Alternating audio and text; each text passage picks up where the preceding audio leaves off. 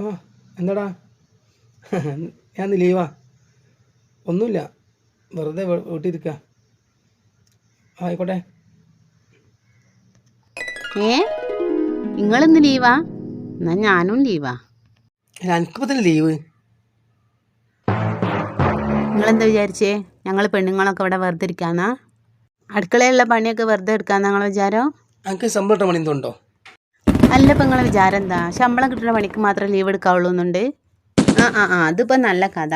നിങ്ങളെ പോലത്തെ കുറച്ച് കെട്ടിയന്മാരുണ്ട്, പെണ്ണുങ്ങൾക്ക് ശമ്പളം കൊടുക്കാതെ പുരയിലെ പണിക്കുള്ള വേലക്കാരികളാണെന്ന് ചിന്തിച്ചെടുക്കുന്ന ആൾക്കാർ. ഇതിപ്പോൾ നല്ല കഥ തന്നെയാണല്ലോ. ഞാനേതായാലും ഇന്ന് ലീവാ. അല്ല പിന്നെ. കൊച്ചോ, ആ ചോറുണ്ടാക്കി വെച്ചോ.